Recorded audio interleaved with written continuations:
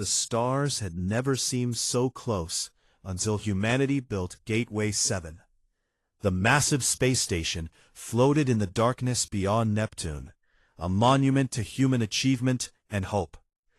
Inside its white corridors, Ambassador Danny Price checked his reflection one last time before heading to the docking bay. Today would change everything. Today, humanity would meet its neighbors in the galaxy. Danny had spent 20 years preparing for this moment. He studied languages, cultures, and diplomacy. He read every first contact story and protocol ever written. But nothing could truly prepare someone for meeting an alien species. His hands trembled slightly as he adjusted his formal uniform.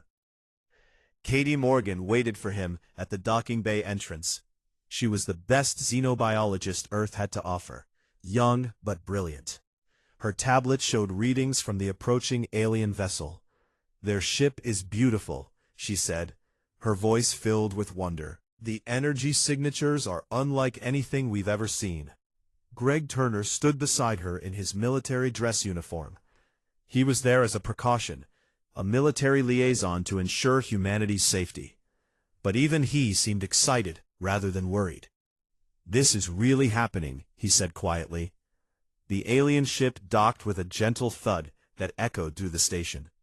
Everyone held their breath. The airlock door opened with a hiss of equalizing pressure.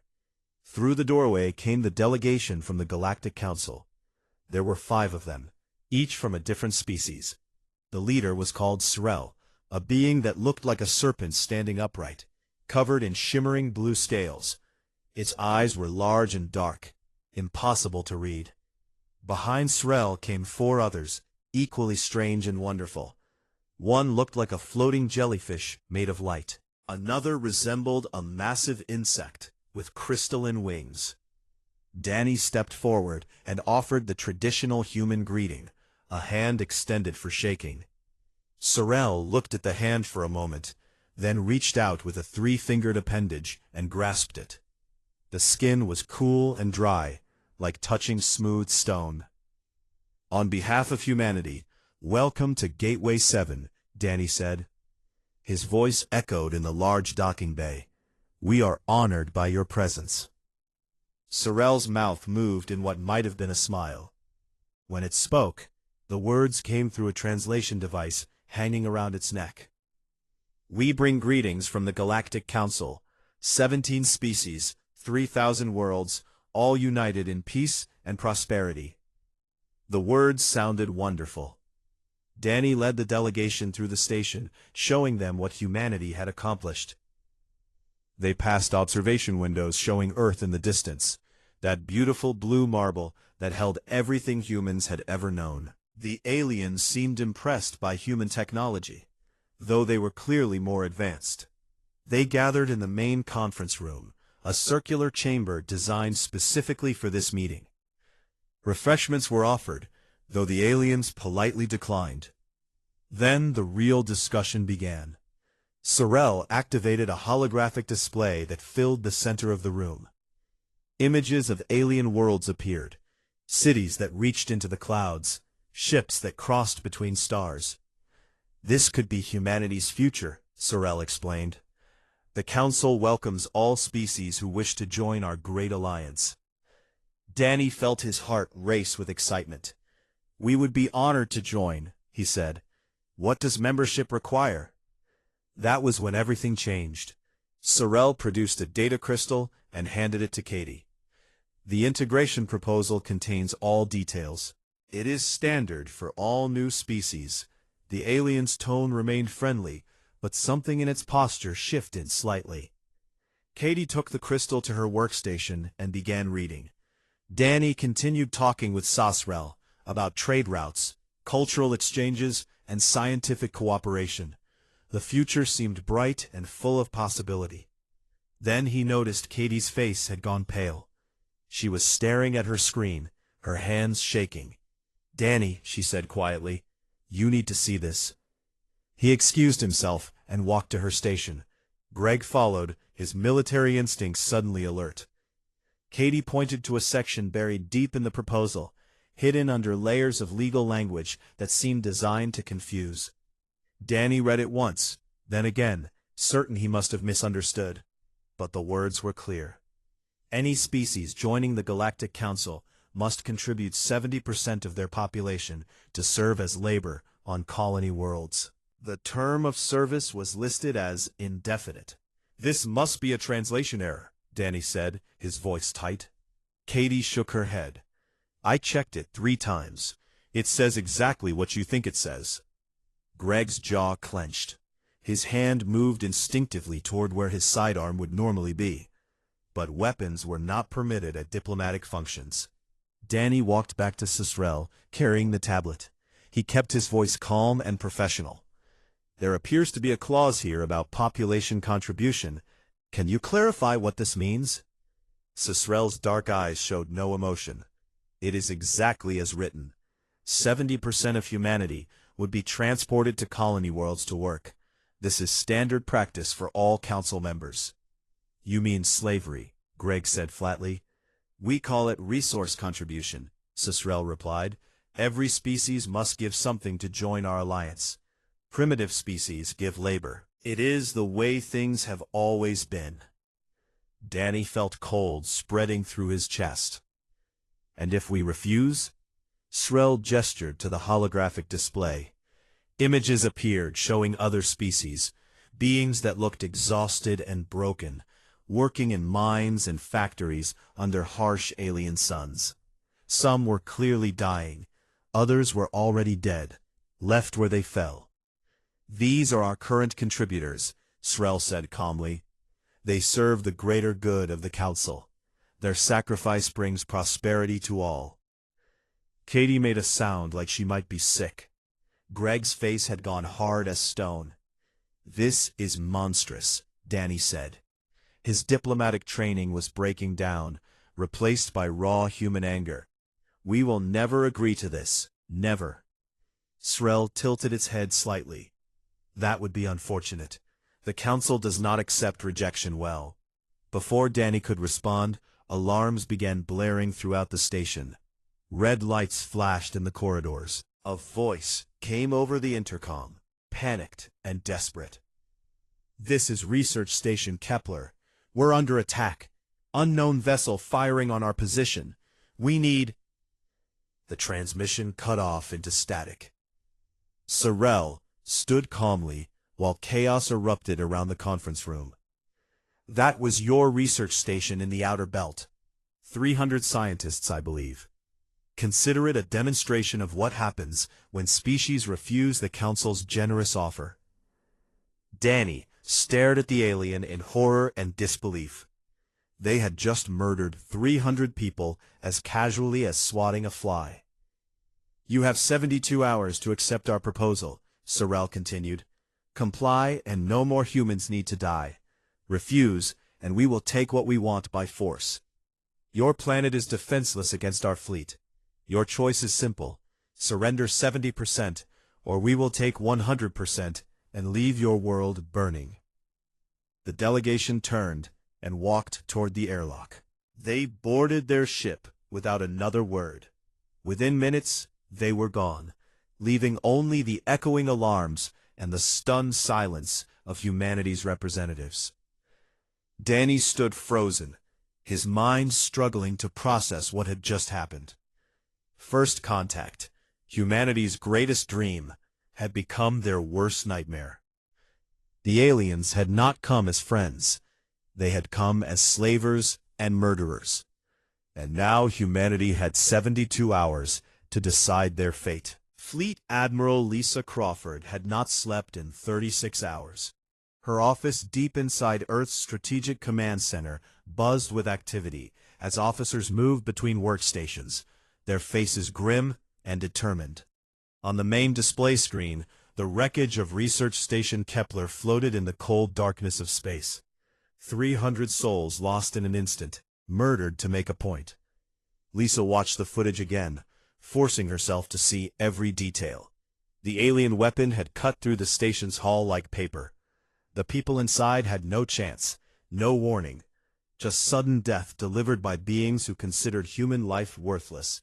A knock at her door broke her concentration. President Jack Morrison entered without waiting for permission. He looked older than he had 3 days ago, before first contact. The weight of the world's survival sat heavy on his shoulders. "Tell me we have options," Jack said quietly. Lisa gestured to the tactical display dominating her wall. Red dots showed the Council fleet now orbiting Earth, a blockade of 43 warships. Each one was larger and more advanced than anything humanity had ever built. Or so the aliens thought. "They're confident," Lisa said. "Too confident. They positioned their fleet in a standard blockade formation, no advanced screening, minimal patrol patterns. They think we're helpless." "Aren't we?" Jack asked. The question held no defeat, just honest assessment. "That depends on what you mean by helpless." Lisa called up another display. This one showed Earth's defense network, a web of satellites, weapon platforms, and hidden assets that few people knew existed. "We've been preparing for alien contact for 50 years. We just didn't expect them to be hostile." President Morrison studied the display carefully. "What's our chance of survival if we fight?" "Unknown," Lisa admitted. "Their technology is superior in many ways, but technology isn't everything in war. The Council has been dominant for so long that they've forgotten how to really fight. They've spent millennia bullying primitive species who surrender at the first show of force. And we're not going to surrender. No, sir, we are not." Across the globe, humanity mobilized for war. In secure facilities from Colorado to Beijing, military strategists gathered around tables covered with star charts and tactical projections. Ryan Blake, chief of Earth's Strategic Defense Initiative, coordinated the effort from his command center in Geneva. Ryan had spent his entire career planning for scenarios that most people thought were science fiction. Alien invasion, asteroid strikes, planetary defense against superior forces. Now those theoretical exercises had become terribly real. "The key is surprise," Ryan explained to his assembled team via secure video link. "They think we're primitives with chemical rockets and nuclear weapons. They don't know what we've actually built." Megan Foster appeared on one of the screens, broadcasting from a hidden weapons facility beneath the Mojave Desert. She was young for a chief weapons engineer, only 32, but her mind worked in ways that frightened even her colleagues. Behind her, technicians swarmed over massive machines that looked like something from a nightmare. "The railguns are ready," Megan reported. "We've got 47 platforms disguised as communication satellites and space debris. Each one can fire a tungsten rod at 0.03% the speed of light. At that velocity, their shields won't matter. Physics is physics, no matter what galaxy you're from." Another screen showed the nuclear weapons team. Not the old missiles from the 20th century, but something far more devastating. Nuclear-pumped laser arrays that could focus the energy of a hydrogen bomb into a beam narrow enough to cut through starship hulls. But weapons alone would not win this fight. Humanity needed strategy, tactics, and the willingness to do whatever was necessary to survive. Danny Price sat in a different kind of meeting, one that most people would never know about. Around him were intelligence officers, special forces operatives, and people whose job descriptions were classified above top secret. They were planning something that had never been attempted before: making contact with the Council's victims. "If we're going to fight, we can't fight alone," Danny argued. "The Council has enslaved dozens of species across hundreds of worlds. They're potential allies if we can reach them." Katie Morgan pulled up information she had extracted from the Council database during their brief visit to Gateway 7. While everyone was focused on the horrifying proposal, she had quietly hacked their systems and downloaded everything she could find. "There are at least 37 enslaved species," Katie explained. Some have been under council control for generations. Others were conquered more recently. If we can make contact, tell them we're fighting back, maybe they'll rise up too. That's a lot of maybes, one of the intelligence officers said. Yes, Danny agreed, but it's also hope. And right now, hope is a weapon. Greg Turner had his own preparations to make.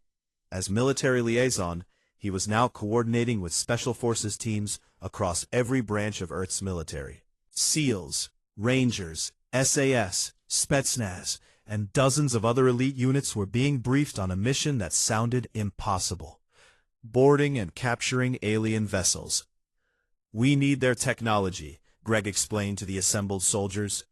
We need to understand how their ships work, what their weaknesses are, and how to kill them efficiently. That means taking prisoners and capturing equipment. The soldiers listened with hard eyes. These were people who had trained their entire lives for impossible missions. Now they had the ultimate challenge. As the 72-hour deadline approached, President Morrison addressed the world. Every television, every computer screen, every phone carried his message. He told humanity the truth about the Council's demand. He showed them the footage of Research Station Kepler's destruction, and he gave them a choice. We can surrender 70% of our people to slavery, Jack said, his voice steady, despite the enormity of what he was saying. We can hope the Council shows mercy, though they have shown none so far. Or we can fight. We can risk everything for the chance to remain free. The response was immediate and overwhelming. From every nation, every culture, every corner of the world, humanity's answer was the same: fight. Die free, rather than live in chains. The Council fleet hung in orbit, waiting for surrender. They had seen this scenario play out 1,000 times on 1,000 worlds. The primitives always surrendered when they understood the alternative. But they did not understand humans. On the flagship of the Council blockade, Commander Vexith reviewed the deadline countdown with satisfaction. Only 6 hours remained. Soon the humans would broadcast their acceptance, and the harvest would begin. 70% of 8 billion would provide labor for decades. The rest would be left to breed more workers for future collection. Vexith had overseen a dozen integration operations. They all followed the same pattern: show force, make demands, accept surrender, take the resources. Simple, efficient, profitable.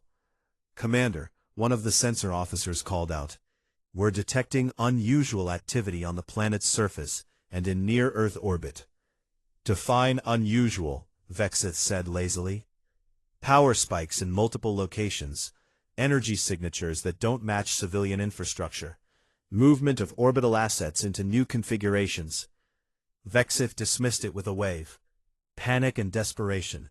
They're probably moving their most important people to hiding places, as if that would matter.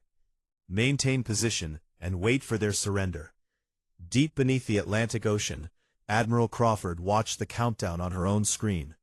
1 hour remaining. Around her, the command center was silent, except for the quiet hum of computers and the breathing of people who knew they were about to start a war. "All platforms report ready status," her tactical officer reported. "Fighter wings are in position. Ground-based defenses are armed, and targeting solutions are locked. Kinetic kill vehicles are deployed and awaiting launch codes." Lisa looked at President Morrison's face on her private screen. He gave her a single nod. "Send the message," Lisa ordered. The communication went out on all frequencies, in every language, including the Council's own tongue. Danny Price had written it, and President Morrison had approved it. The message was simple, direct, and unmistakably human. "This is Earth to the Galactic Council fleet. You demanded our surrender. You murdered our people. You threatened our world. Humanity's answer is no. Leave our system immediately, or you will be removed by force. You have 1 hour to comply. There will be no further warnings." On the Council flagship, Vexith listened to the message and actually laughed. The sound echoed through the bridge, and the crew joined in. Primitives threatening the Council fleet. It was absurd. It was entertaining. "Prepare to begin orbital bombardment," Vexith ordered, still chuckling. "Target their major population centers. We'll show them what defiance costs. When they're begging for mercy, then we'll discuss new terms. Perhaps 80% instead of 70. The weapon systems on 43 Council warships began powering up, targeting Earth's cities. New York, London, Tokyo, Beijing, Moscow, Mumbai. Hundreds of millions of lives hung in the balance. But in the cold darkness of space, hidden among debris and seemingly harmless satellites, humanity's real defense network awakened. Railguns that had masqueraded as communication equipment rotated into firing position. Nuclear-pumped laser arrays armed their triggers. Swarms of kinetic kill vehicles activated their guidance systems and locked onto the alien ships. And in that moment, the Council learned something new about humanity. Something that would echo across the galaxy for generations to come. Humans do not bluff. The countdown reached 0 at exactly 1400 hours Earth Standard Time. For one perfect moment, nothing happened. The Council fleet hung in orbit, weapons charged and ready to rain destruction on the defenseless planet below. Admiral Lisa Crawford sat in her command chair, hand hovering over a single red button. President Jack Morrison watched from the White House Situation Room, surrounded by advisors who could barely breathe. Then Commander Vexith gave the order. Fire. The Council warships lit up with energy weapons, preparing to discharge. Targeting beams painted Earth's cities with invisible markers for death. In Beijing, people looked up at the sky. In New York, mothers held their children. In Mumbai, prayers were whispered in a dozen languages. None of them knew they were already saved. Lisa pressed the button. Space erupted into violence. 47 railgun platforms that had been disguised as harmless satellites suddenly revealed their true nature. Electromagnetic coils charged with power stolen from the sun itself. Tungsten rods, 3 meters long and 30 centimeters wide, launched into the void at 3,000 kilometers per second. At that speed, they were essentially meteorites. Artificial meteors guided by humanity's most advanced targeting computers, each one carrying the kinetic energy of a small nuclear weapon. And there were hundreds of them, filling the space between Earth and the Council fleet like a swarm of metal locusts. The first rod hit the Council flagship before Vexith even realized they were under attack. It punched through the ship's forward shield like it wasn't there, because at those velocities, energy shields designed to deflect particles and lasers were useless. The rod passed through 3 decks, the ship's main power core, and out the other side. The flagship began to break apart, its structure failing as internal explosions tore it to pieces. Vexith died without understanding what had killed him. The Council fleet tried to respond, but their weapons were pointed at Earth, not at the space around them. Ships began to turn, attempting to target the railgun platforms, but they were too slow. Another wave of tungsten rods slammed into the fleet. Hulls cracked, reactors breached. Ships that had seemed invincible moments ago were suddenly dying, bleeding atmosphere and crew into the vacuum. Then the laser arrays fired. Hidden on the dark side of the moon, 5 nuclear-pumped laser platforms detonated their warheads in carefully controlled explosions. The energy from each hydrogen bomb was channeled and focused through crystalline arrays into beams of coherent light, so powerful they could cut through a mountain. The beams crossed the distance to the Council fleet in less than 2 seconds. A Council destroyer simply ceased to exist as a laser carved it in half lengthwise. Another tried to activate its emergency jump drive, but the laser found its engine core first. The resulting explosion took out 2 nearby ships that had been trying to form a defensive formation. The Council captains were panicking now, shouting orders in a dozen alien languages, trying to coordinate a defense against an enemy they couldn't see. Their sensors detected the railgun platforms, but targeting them was impossible. They were too small, too fast, and there were too many. And then the fighters arrived. They came from Luna, from Mars, from hidden bases in the asteroid belt. Not the clumsy shuttlecraft the Council had seen in their intelligence reports, but real warships. Sleek fighters built in secret over decades, equipped with weapons that would have been considered impossible by Earth's public scientific community. Paul Kennedy led the first wing personally.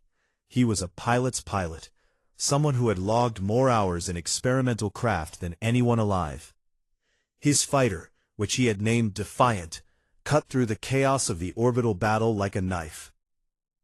"All wings, this is Alpha Leader," Paul transmitted. "Weapons free. Show these bastards what happens when they threaten Earth." His wingmen, Amy Chen and Steve Martinez, flanked him perfectly.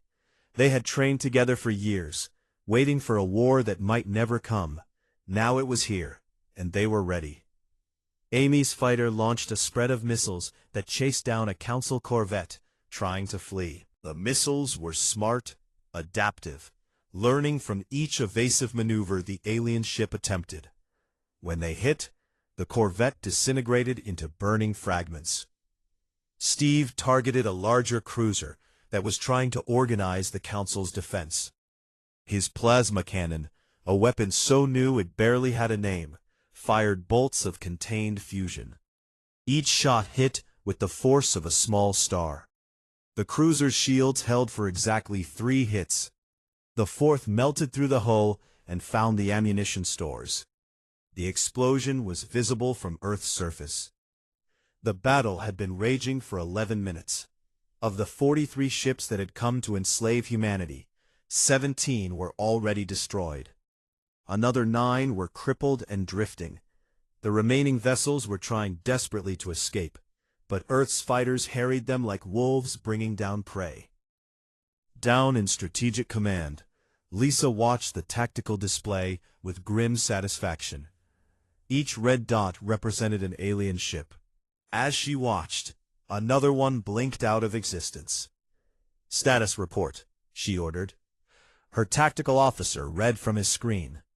17 enemy vessels destroyed, 9 disabled, 12 attempting to withdraw, 5 still engaging. Our losses: 3 railgun platforms destroyed by return fire, 7 fighters lost, 1 laser array offline due to overheating. 7 fighters lost meant 14 pilots dead. Lisa felt each loss like a physical blow, but she couldn't afford to mourn yet, not while the battle still raged. "Tell all wings to focus on the ships trying to withdraw," Lisa ordered. "I want them pursued and destroyed. None of them can be allowed to reach a jump point." Paul heard the order and grinned fiercely. "You heard the Admiral. Alpha Wing on me. We've got runners to catch." 3 Council ships had managed to break free of the orbital engagement and were burning hard for the outer system. They needed to reach a safe distance from Earth's gravity well before they could activate their faster-than-light drives. It was a race between Earth's fighters and alien desperation. The lead Council ship was a heavy cruiser, larger and more powerful than the others. Its captain, a veteran of a dozen campaigns, understood what was happening. They had underestimated the humans catastrophically. Now survival was all that mattered. They had to escape, had to warn the Council that this species was dangerous. Paul's fighter accelerated, pushing the limits of what his body could endure.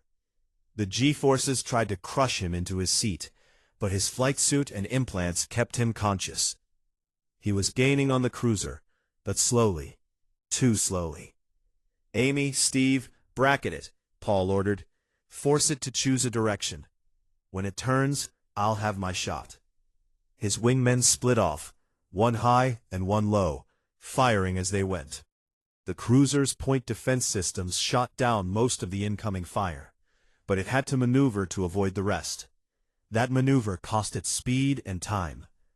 Paul armed his primary weapon, a kinetic penetrator based on the same principles as the railguns, but small enough to fit on a fighter. He had exactly one shot with it.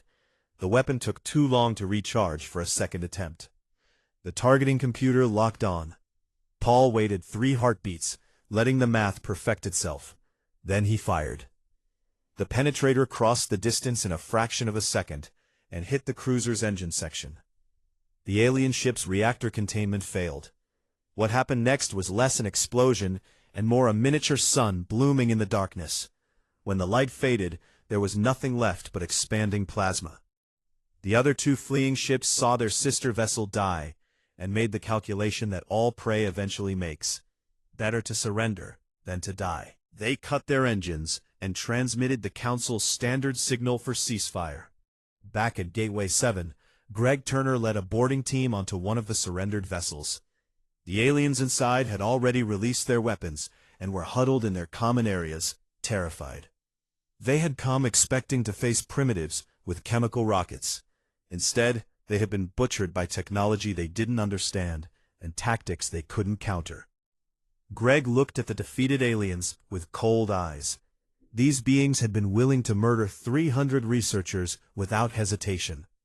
They had come to enslave humanity. Now they were prisoners, and they would provide everything humanity needed to know about Council technology, tactics, and weaknesses. "Secure them," Greg ordered his team, "and get our engineers in here.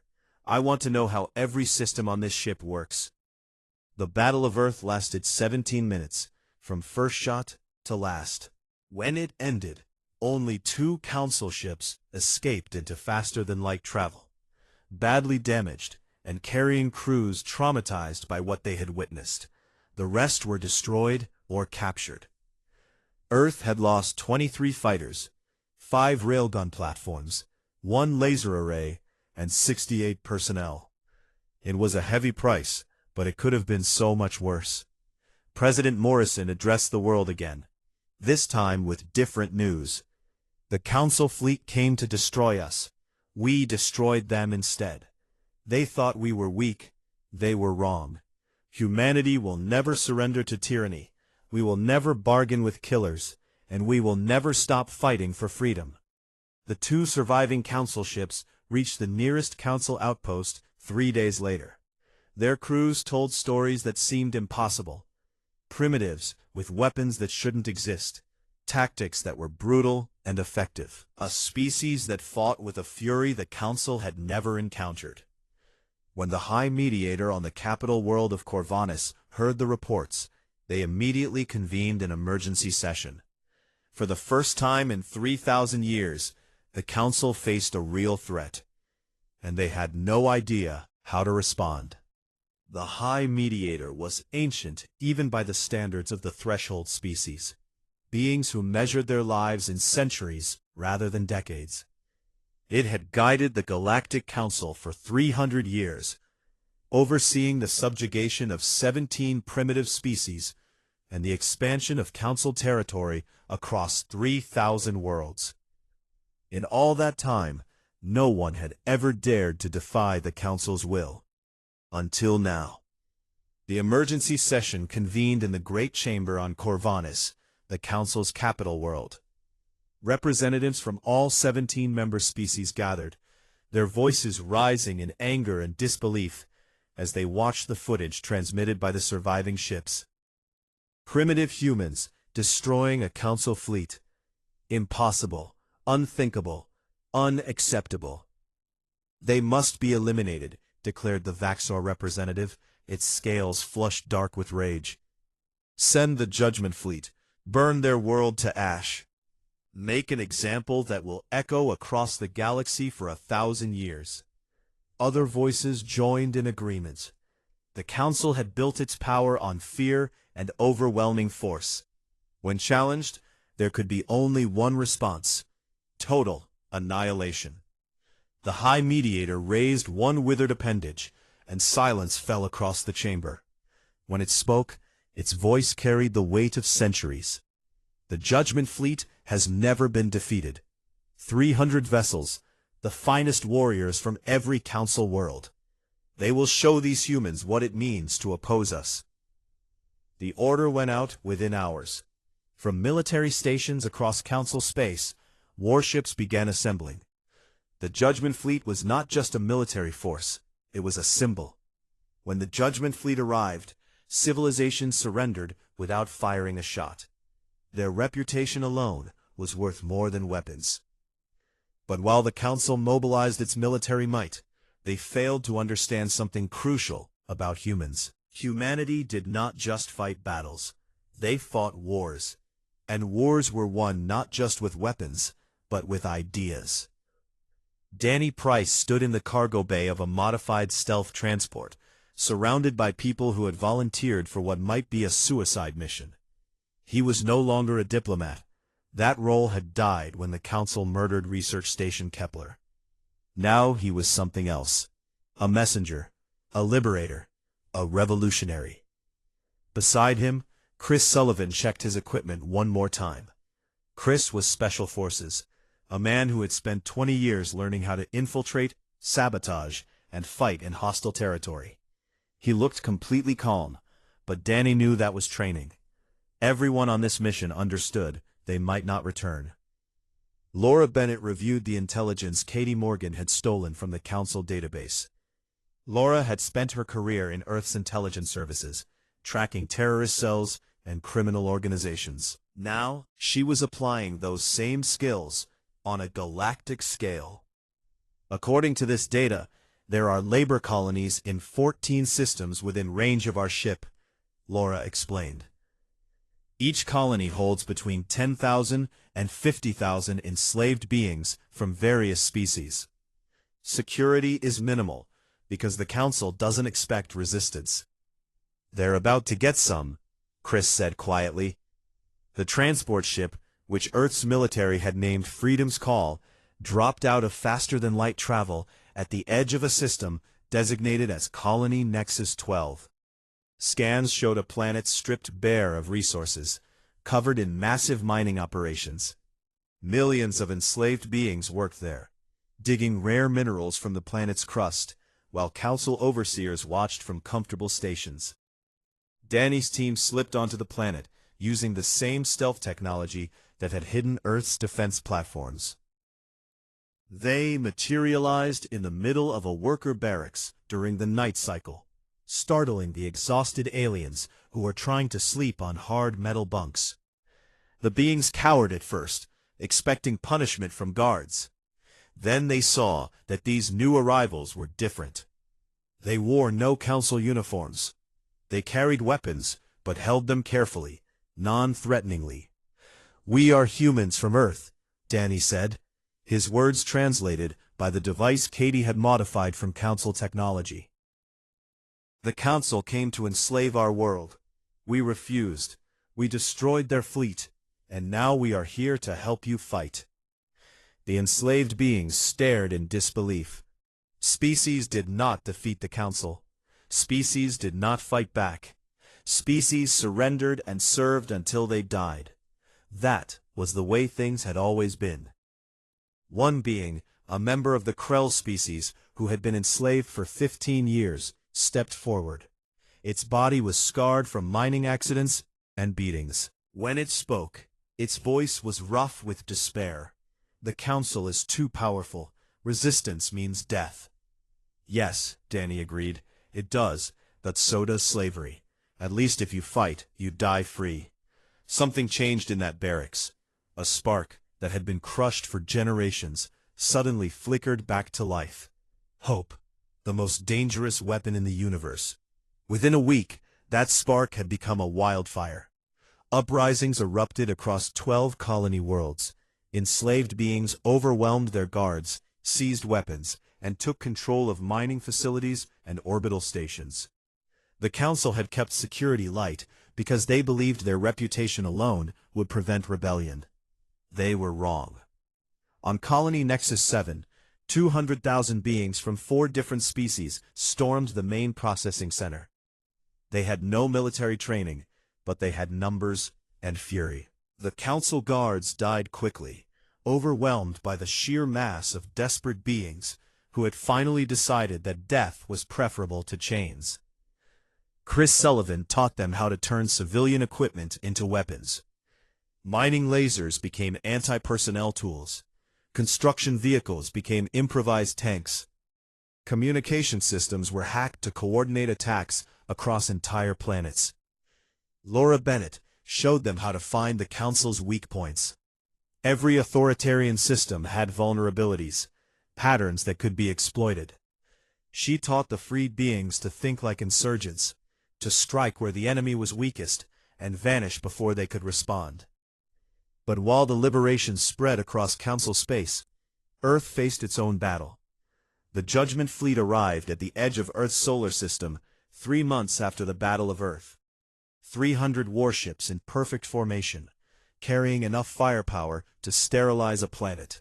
Their commander, High General Koron of the Vaxian Empire, had overseen the destruction of 6 rebellious worlds in his career. He did not expect Earth to be different. Admiral Lisa Crawford watched the Judgment Fleet approach on her tactical display. Every military mind on Earth had known this was coming.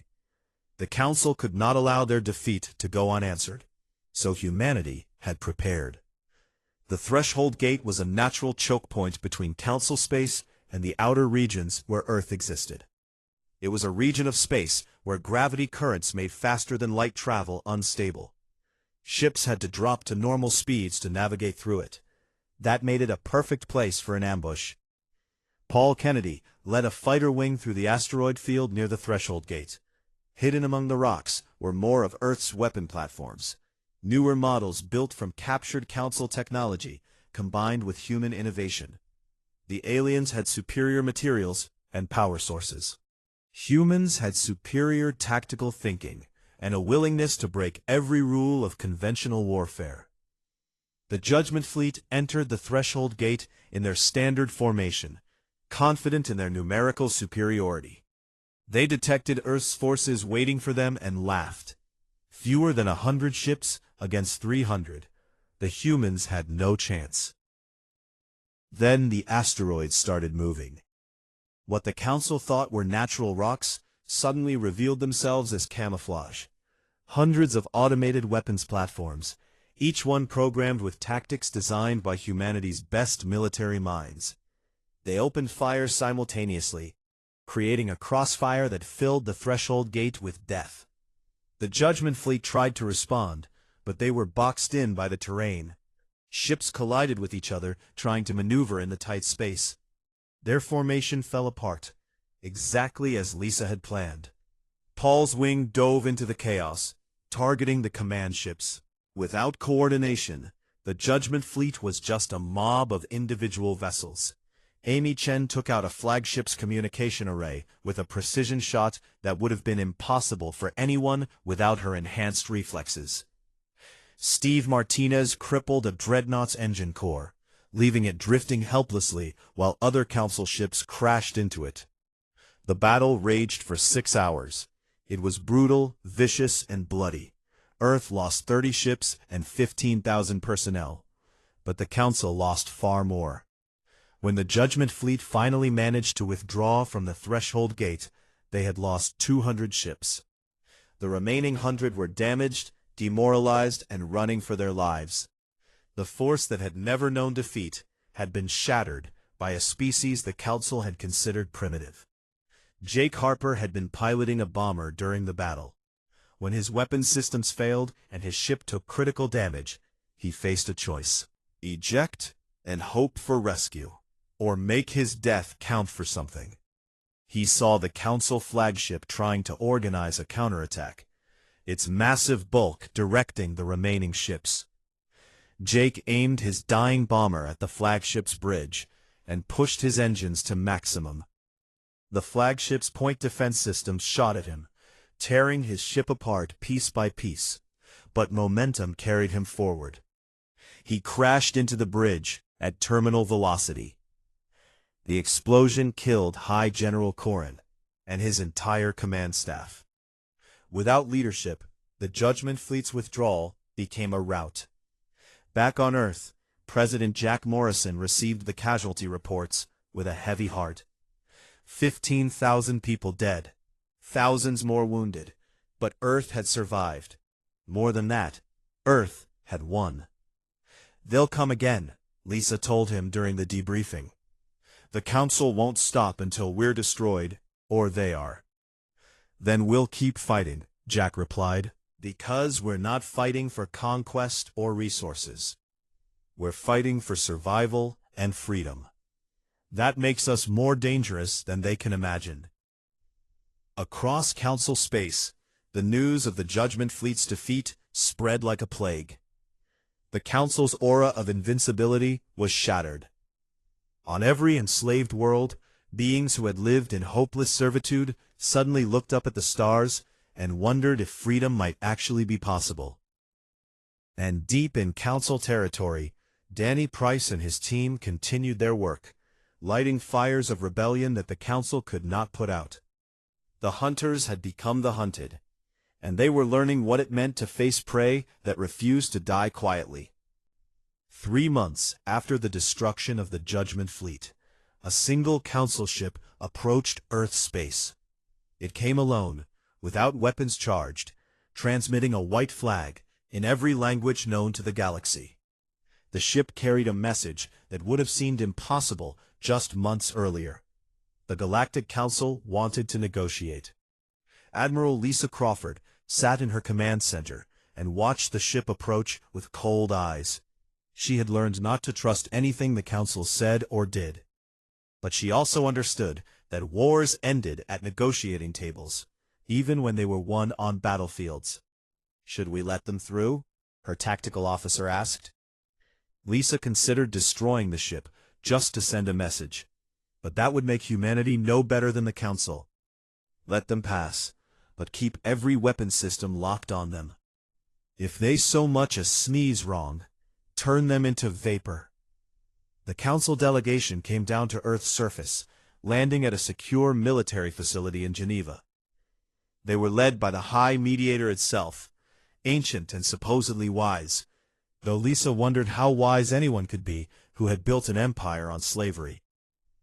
President Jack Morrison met them in a conference room designed specifically for this moment.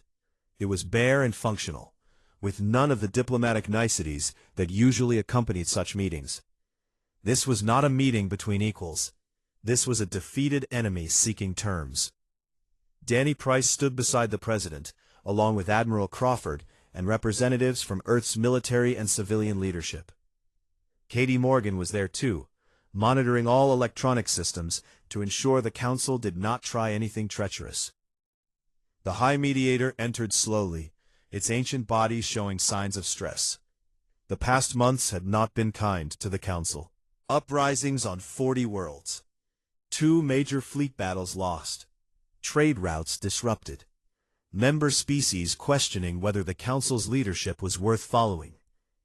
"We come seeking peace," the High Mediator began, its translated voice quiet and measured. "You came seeking slaves," Lisa interrupted. "You murdered 300 of our people. You threatened to destroy our entire world. And now you want peace because you're losing."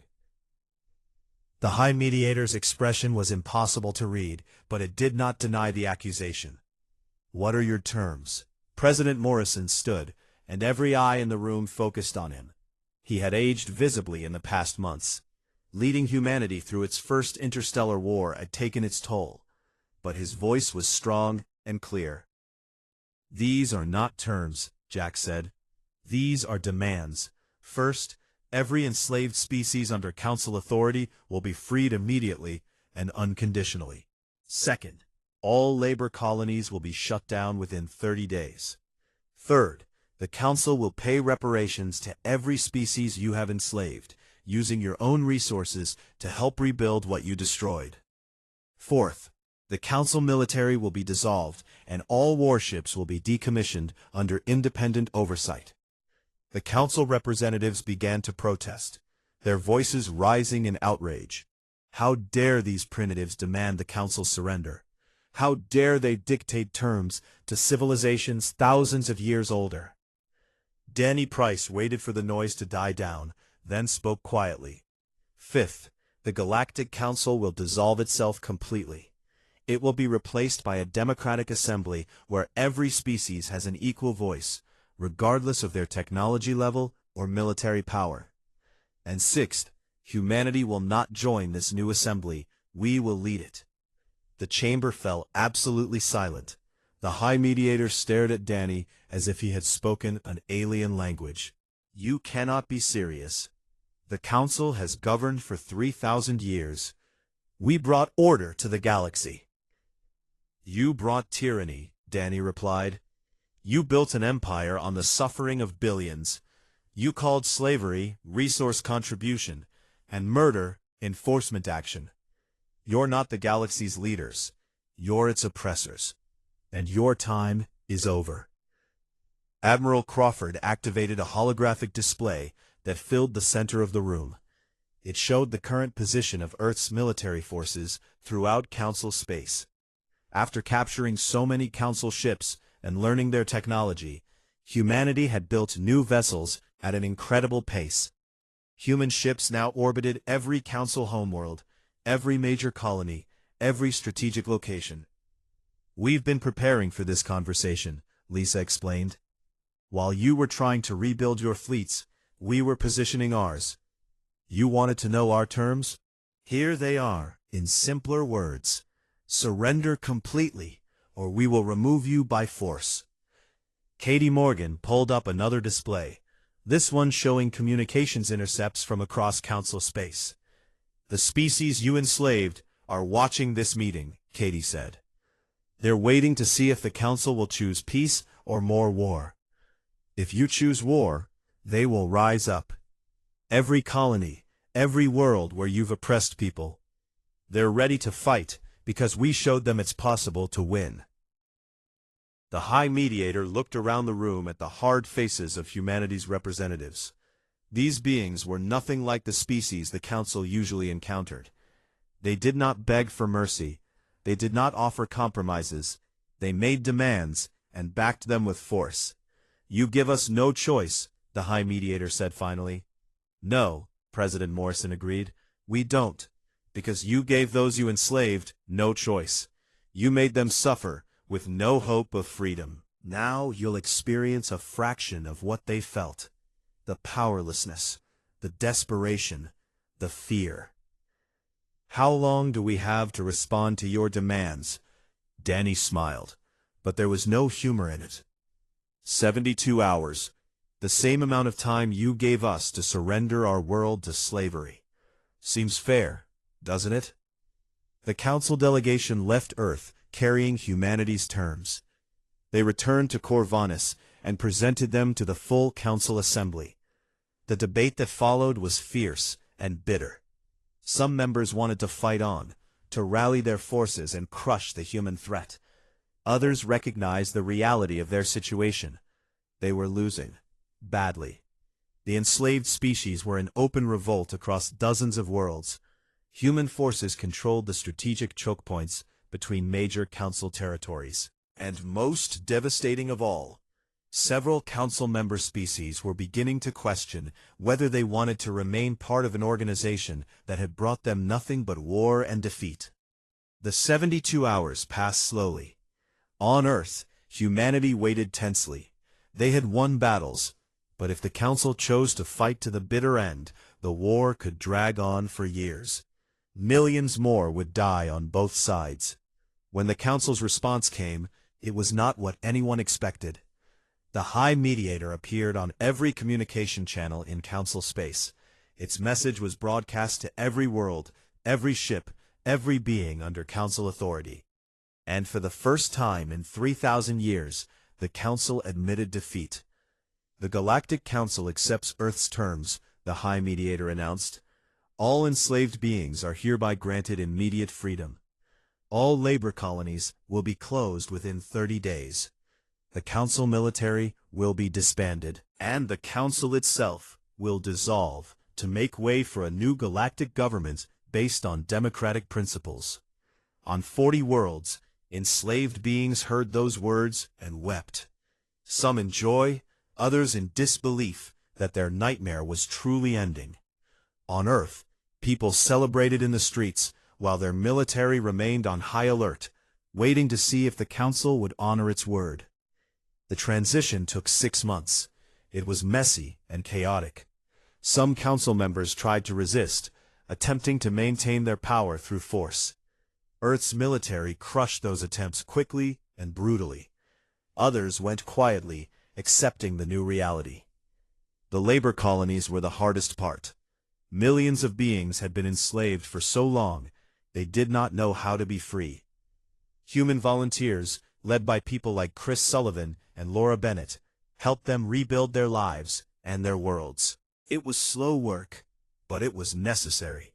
Greg Turner led the effort to dismantle the Council's military. Thousands of warships were decommissioned, their weapons removed, and their crews sent home. Some of the ships were converted into cargo vessels to help transport freed slaves back to their homeworlds. Others were simply destroyed to ensure they could never threaten anyone again. 1 year after the Council's surrender, the first session of the Galactic Assembly convened on a neutral world, chosen specifically because it had no history of conflict. Representatives from 47 species attended, including several who had been enslaved just months earlier. Danny Price stood before the assembly as Earth's official representative. The chamber was designed differently than the old council's meeting place. There were no elevated platforms, no hierarchy of seating. Every representative sat at the same level, with equal voice and equal vote. "We are here to build something new," Danny began. "Not an empire, not a council of the powerful, but a true alliance of free people. We will face challenges. Some species will disagree with others. Conflicts will arise, but we will resolve them through dialogue and law, not through force and oppression." The representatives voted on their first resolution, a declaration of universal rights that applied to all sentient beings. The right to freedom, the right to self-determination, the right to live without fear of enslavement or destruction. It passed unanimously. Katie Morgan worked with scientists from dozens of species to share technology and knowledge freely. The Council had hoarded innovation, keeping advanced technology from species they considered primitive. The Assembly did the opposite, believing that progress came from cooperation rather than competition. Admiral Lisa Crawford established the Assembly Defense Force, a military organization designed not for conquest, but for protection. Its purpose was simple: ensure that no species could ever rise to dominate the others again. Paul Kennedy, now promoted to general, led the training programs that taught formerly enslaved species how to defend themselves. President Morrison addressed the Assembly during its 6th-month anniversary. "Humanity did not come to the stars seeking war," he said. "But when faced with tyranny, we chose to fight, not just for ourselves, but for everyone the Council had oppressed. We proved that evil can be defeated when good people refuse to surrender." The words echoed across the galaxy, carried on every news channel and communication network. On Earth, they were carved into a memorial honoring the 18,000 humans who had died in the war. Their names were listed alongside millions of others from dozens of species who had fought and died for freedom. Danny Price visited that memorial often. He would stand before the wall of names and remember the cost of their victory. Greg Turner usually joined him, the two old friends sharing silence. "Do you think it was worth it?" Greg asked one day. Danny thought about the freed beings rebuilding their worlds. He thought about the species who would never know slavery because humanity had refused to accept it. He thought about the new galactic order built on justice rather than oppression. "Yes," Danny said finally. "Every life lost, every sacrifice made, it was worth it. Because we didn't just win a war, we changed the galaxy." On the walls of the Assembly building, a phrase was inscribed in 47 languages. It had become humanity's gift to the galaxy, a reminder of what they stood for and what they would never tolerate. "We do not bargain with killers. We end them." And across 3,000 worlds, beings who had once lived in chains looked up at the stars with hope instead of fear. knowing that somewhere out there, humanity was watching, ready to fight if needed, ready to defend freedom wherever it was threatened. The council had fallen silent, but the galaxy had found its voice.